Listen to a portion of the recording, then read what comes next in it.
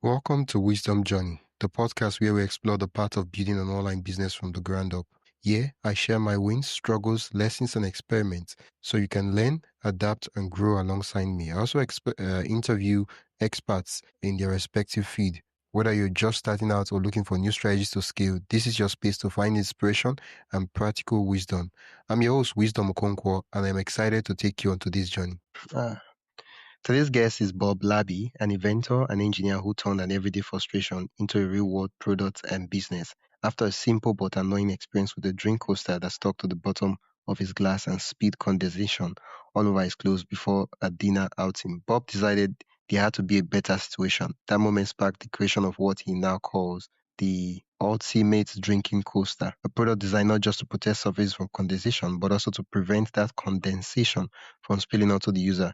Bob Journey takes us into the mindset of problem solving, product innovation, branding, and what it actually looks like to bring an idea from inconvenience to invention and eventually into the marketplace. Welcome to the podcast, Bob. Thank you, Winston. I was reading out in the intro that an inconvenience turned into a business, and it occurred to me that almost every business stems from an inconvenience, a frustration of some sort the founder had. Yeah, I think that's a very true statement because, I have other pet peeves. And I was talking to my friend the other day about these slots between your seats in your car and how things fall down in them. And I found out there's already been a product manufactured for the solution to that problem. So, yeah, I agree. A lot of products are made because of people's frustrations. Yeah, well, we all have one form of frustrations, as we go about our daily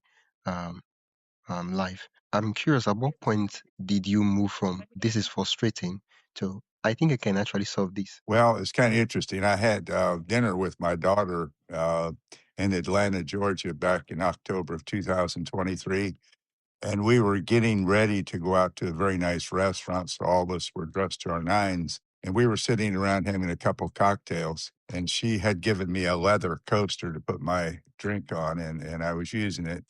And as we were talking, I just picked my glass up and to take a drink, and the leather coaster stuck to the bottom of my glass, Oh, hit my favorite silk tie ever, and put a big condensate stain on it. Fell on my jacket, my pants, onto the cocktail table, and onto the carpet, staining everything along the way. And I was about ready to retire from my third air pollution control company, and I said to my daughter, I said, this coaster problem has been a pet peeve of mine all my life, but I've never had time to address it. And I'll tell you right now, I'm going to solve this problem. I'm going to invent a product that really works. And so I set out to do that in October of 23 and had my chief engineer and chief designer. I drew the sketches up, and by the end of November, we were making AutoCAD drawings and step drawings, and we had everything going, had made all the claims, and then we turned it over to the patent lawyer in January, and off we went. how did you know that this was the problem? Because I encounter different problems. I'm like, oh yes, it would be nice if someone solved this problem, but I'm like, no, this is not the problem I want to solve. What was so special about this specific inconvenience that you're like, okay, I want to actually solve it beyond, the other things you experience that you don't say, oh, I'm going to solve this, even though the inconvenience, you're like, okay, yeah, that was kind of frustrating, but yeah. Yeah.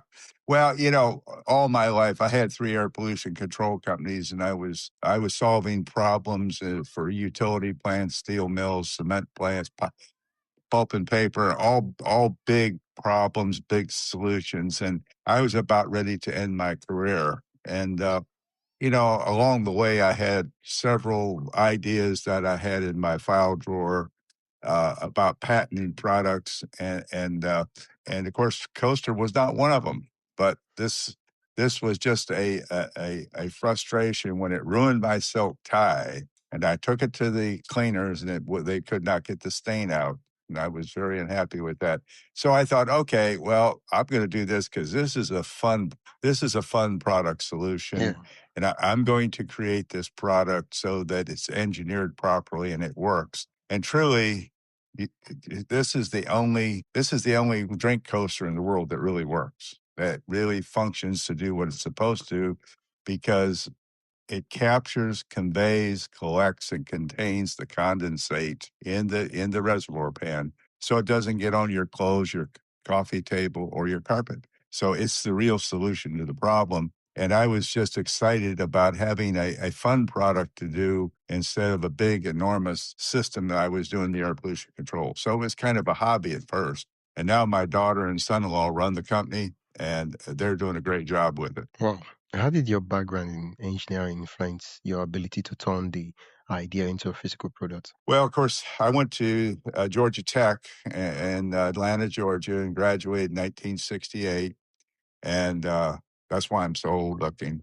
Uh, but I learned how to think, critically think, problem solve at Georgia Tech. They taught me a lot in the 4.5 years I was there, and being able to think logically, critically, to solve problems. You have to define the problem first. Defining the problem for the coaster was very simple, because Yeah.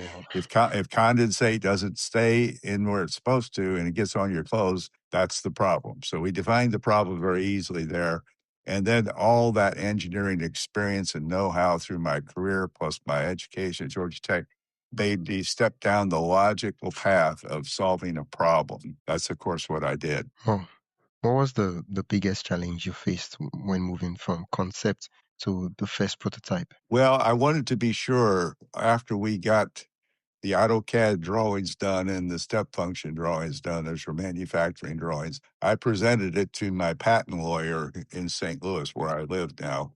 And I wanted to be sure that we weren't infringing on anybody else's ideas. Yeah. So we did a 30 we did my patent attorney took 30 days to search the patent and to be sure that we weren't infringing. Unfortunately, there was no other patent on the market that was even near what our thought process was. And so by March 6th of 2020, we had a patent pending with the U.S. Patent and Trade Office in the United States. Oh, can you So, talk about? Okay, I'm listening. yeah. Well, you asked what was the most difficult problem. Yeah. The most difficult problem was going beyond that, trying to find suitable manufacturing in the United States to manufacture the coaster. And that we had difficulty with that, but we finally resolved that, and now we're manufacturing the coaster both in Asia and the United States. We have, matter of fact, the plant facility is right in our own hometown where we're manufacturing. But That's manufacturing was finding the right manufacturer was the hardest job of all. why was that? Well, because we're you had to determine what material you're going to make this coaster out of, and we had various materials, and we wanted something that was certainly recyclable, and our product is recyclable. We wanted it to be dishwasher safe, and trying to find a manufacturer that could work with ABS products or polypropylenes or other plastics, and then do it it's very difficult to find a manufacturer who has the production capabilities to produce the coaster at a rapid enough rate they can get the cost down. So we found the price point in Asia, and then we brought that price point back to the United States and told, hey, U.S. manufacturers, we must make this. So we must make this product at this price point. And they said, okay, well, if you increase the productivity of the die cast that we make by making a multiple head die cast, we can match that price. And that's how Oh, we did it. But it was quite a problem to be solved. oh, can you talk about the emotional side of the invention, the doubt on the authenticity, and even the excitement that comes with trying to build something new? Yes, I can. You know, being in the industrial world and building these big bag houses and scrubbers and systems, Yeah. my world was dealing with multi-million-dollar projects my whole life for 52 years in the air pollution control industry. So coming to a little commercial product, a household product like a coaster, was a whole different world for me. So I had not the know-how or the experience to know how to go about marketing and selling a product like this. But it's interestingly enough that marketing and selling a commercial product like this is much like every other product, whether big or small. You have to have the people connections, the relationships, the clout. And so we're overcoming that problem. We've been marketing and selling this product for a year, and we've done quite well the first year, but we're doing considerably better because we're setting up a network of sales representatives around the USA. We have an international patent now pending now for all the countries of the world, and so we're in a mode now where we're starting to take off Yeah. produce the product worldwide. Oh, how do you approach for a product like this? How do you approach branding, positioning for something that most people see as a very simple or ordinary product? It's like it's a coaster. Well, of course, we've done various forms. We've been going to get this our product branded so that we called it the ultimate drink coaster because it is the ultimate drink coaster. It's the only one. It's the only drink coaster in the world that really does the job it was intended to do, and that is capture, convey, collect, and contain condensate. So the ultimate drink coaster was number one, the brand name. We want to distinguish ourselves from everyone else in the coaster business Yeah. because our product works and their coaster doesn't do the job it's intended to do. So that was the first thing. Then we went out and we attended multiple trade shows where we had our exhibit booth and we showed the world our product and why it was better because our product is a engineered product. It has capillaries on the surface of the grid that pull the condensate into the collection pan and contain that condensate so it doesn't get on your valuable furniture, etc. Yeah. So that's how the branding became the name first, the attendance of the trade shows, advertising, billboard advertising, radio advertising, doing podcasts like this. This is probably my 20th podcast around the world, Yeah. and so we're getting the name out, whether it's in Tokyo, Japan, or Stockholm, Sweden, or in the United States, and now with you, you're the first podcast I've had in Nigeria.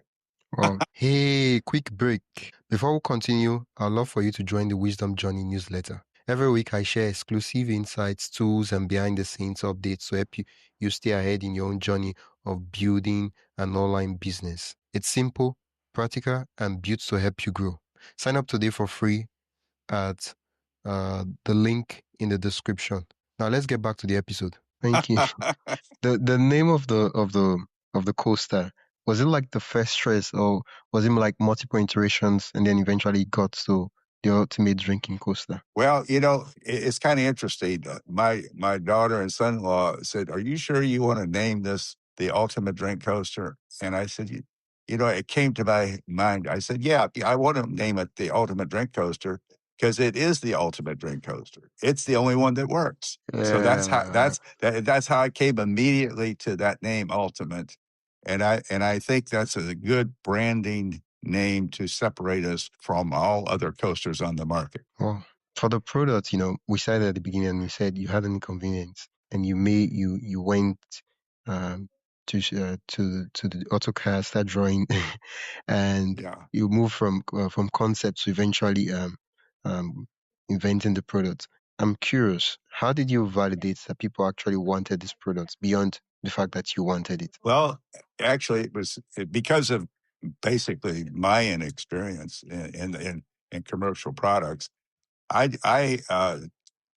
We built this product initially using 3D printing. Okay. Okay. So we created the product in 3D printing so that we could show it to our friends. So I gave away probably a couple dozen of these and talked to my friends in my neighborhood and I sent it off I had a big sales rep force in my air pollution control. I sent a bunch of, and then I called them up on the phone or I talked to them in person and say, "Hey, what do you think of this product?" And I explained to them why it was engineered, how it works, and why it does its job. And they say, "Hey, this is really a great product because we got a lot of coasters in our house and they don't work." Okay, they're Well, beautiful ceramic coasters. You put your I got a ceramic coaster right here. I'm staying in Punta Gorda, Florida right now on vacation, and I got a coaster here that doesn't. It's made out of ceramics, and it doesn't Yeah. work. So fortunately, I have my own coasters inside the condominium on the furniture to protect our furniture. Well, the first, tell me about the first sales, first actual, not the free samples, to when the product was ready and we were like, okay, now let's go to market. What did it look like? Well, we took those 3D creations of the prototype, and then we had to develop a quote the gold standard of the product such that it was commercially available to be sold. From June of 2024 through November of 2040, we were going through iterations of product prototypes, getting the exact dimensions, everything to fit properly. And by the end of November 2024, we had a product that was the gold standard and we could move to commercial sales of the product. And the first place we took it to was some bridal shows for where people were planning to get married, and we presented the coaster to them, and they used the coaster to put their wedding vow, the wedding date, and all on their coaster. So it was a great gift for all the friends and family. So that was kind of Yeah. the starting point, and then we moved on by going to various trade shows along the way. Something that excites me about this product is that, it's a simple product, right? It's a regular Yes. part of living. It's not I don't want to say it's. I mean, I don't know. Anything can be luxury. it's a, it's an essential product that parts of if you drink, which I like to think that most people drink. Like when I say drink, I'm talking about they drink water, drink stuff with cup, jugs, and all those things, and so they would need a coaster, right? So which is more like almost everybody. And how do you balance innovation with practicality when designing something meant for everyday use? So it's not like we're not designing the next iPhone, but we want also to bring innovation, even though it's a very simple, product. Well, I think balancing innovation with practicality is, first of all, knowing after I looked at all the products, and I must have bought like 25 different coasters Oh, to evaluate the other coasters in the market, and there's 10 major manufacturers of coasters in the United States. So I bought every one of their products and examined it, and none of them fulfill the qualification that the product was supposed to do its job. So yeah, I saw that. So practicality, innovation, uh, you had to have a product that really did what it was intended to do. And by putting those little 1 millimeter semicircles in the crossing rods on top of the coaster and allowing the condensate to be pulled into the collection pan was the solution, was the innovation that caused this coaster to be different than every ever coaster on the market. And to that end, I think that's what makes it a product that's usable throughout the world. And in the world, in the developed world, every home has an average of 24 drink coasters in it. And with the wow, homes getting larger, ever growing, there's an expectation that the number of coasters per home is going to increase. And so the worldwide market for coasters is $2.2 billion a wow, year. that's a lot. Okay, that's a lot. And so people want to protect their furniture. They want to protect their flooring from unnecessary condensate, or even put a hot coffee cup on a piece of furniture can put heat stains on the furniture. So our coaster protects against heat as well. Oh, I didn't know that. Yeah. Uh, you moved from building products for I guess the word is not commercial for big companies, and now you're making something for. I guess they have a term for it, but the regular um, consumer. What's different? Well, of course, we're not talking about, we're selling these coasters for like wholesale is like $3 a piece. retail is like $4 to $5 a piece, depending on whether we have a UV printer that permanently puts your logo on the coaster on the inside and outside. And so, depending on what you want on the coaster, we have a production facility that will put your logo. And that's the thing we're reaching out to, is that all these big companies from all the products, that they like to have a promotional product, and they really love ours because we're selling it to a lot of promotional companies, beverage companies, all mannerisms of amusement parks, et cetera, golf courses where they have tournaments. So they're getting an identification of their brand using our product to promote uh, whatever business they're running themselves. Oh, okay. How did you It's a very navigate the Yeah. retail or the e-commerce side of the business? Well, we're still working on that. So, we've got our product. We're going to B2B, business to business, and business to consumer, B2C. And, right now, we're concentrating mostly on B2B opportunities, be that all the promotional companies, the beverage companies, amusement parks, golf courses, professional societies, sports teams, et cetera, et cetera. We're trying to get the coaster out so they can put their brand name on the Yeah. coaster and use it as a promotion for their companies. And so we're concentrating on that, but we also are going to be putting this in the big box stores like Walmart and Target, et cetera, whether it be just a simple functional product in various Pantene colors without logos on it. We have both things. But of course, it takes time to get all this done because, each month that passes, we're growing the business, and we expect to be a pretty sizable business by 2035. So we got a ways to go. Yeah. Yeah. Baby steps. Yes, I got to take those important steps along the way. How do you stay motivated when progress is slow? Well, I think we do that because we go back to the theme is, why did we why did we develop this product in the first place? And when you go back and think, well, the reason we developed this product was to solve a problem that everybody throughout the world experiences every day, because every day, as you said, people drink water, Yeah. soda, whatever they're drinking. Every human being on the planet has to drink out of some sort of cup or glass, and if it's a cold drink, it's going to produce condensate. If it's going to hot drink, it's going to produce heat. Our product solves both those problems, and what we're about is we're a problem solving company that has developed a product that works for everybody. Oh, um, looking back now that you've created a business out of an inconvenience, how has this journey changed how you see problems or inconveniences in everyday life? Well, being an engineer, I was taught to be a problem solver early in my life, and to think logically, and to define the problem, analyze the problem, and in that problem solving, how you go about solving problem is a logical deductive process. And I along the way, as I said, I have several files in my file drawer about products I was going to develop during my business years, and yet I was too busy because solving these big air pollution control problems, we have lots of problems you need to solve along the way.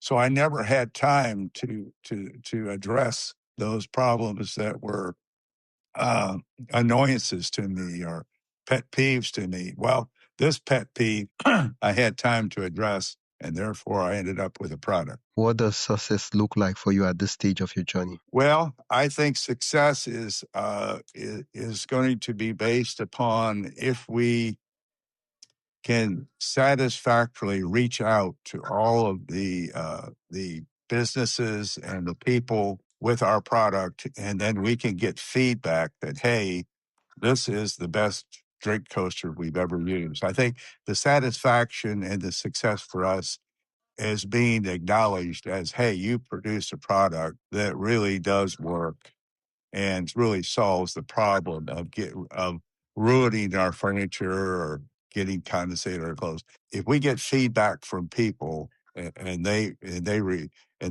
regard our product as a problem solving product that does a good job for them, that'll be our success. Wow.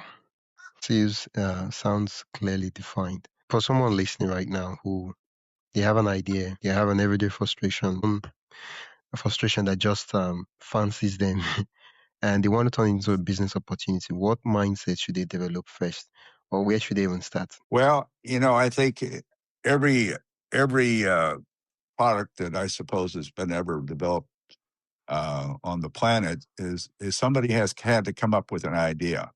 Yeah, Okay, and once you get that idea in your head, you got to put something on paper.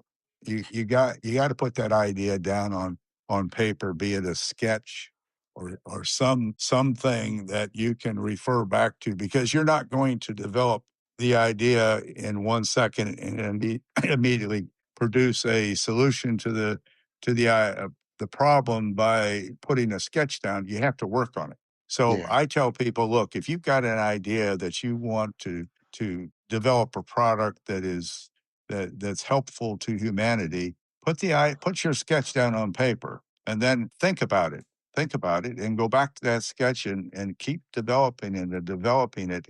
And within a few days, a few weeks, if you keep developing that thought and sketch on that piece of paper, you will come up with the solution that you were looking for. But it all goes from the idea, defining the problem you're trying to solve, analyzing the problem, putting that sketch on paper, and then continue to develop it until you got something that, hey, it's a great idea that you want to make a quality professional drawing from, and begin the process of developing that drawing to whether it can be patented or not, manufactured, whatever. You've got to go through the steps of the process. wow.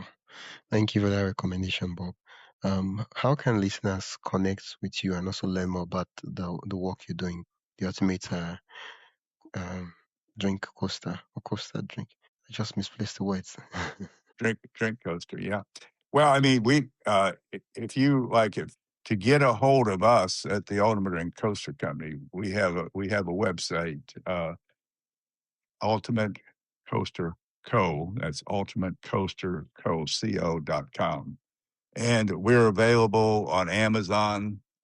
You can get us on through the social medias, such as Facebook and Instagram, and that our product is readily available. You can Google it on Google and look it up.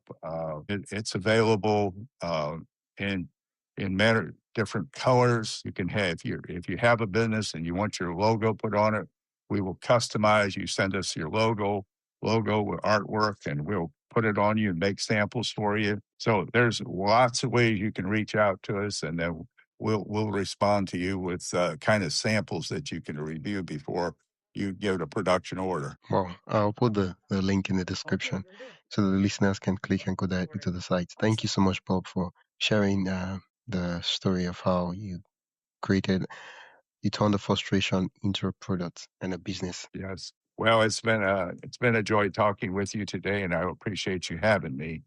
My And pleasure.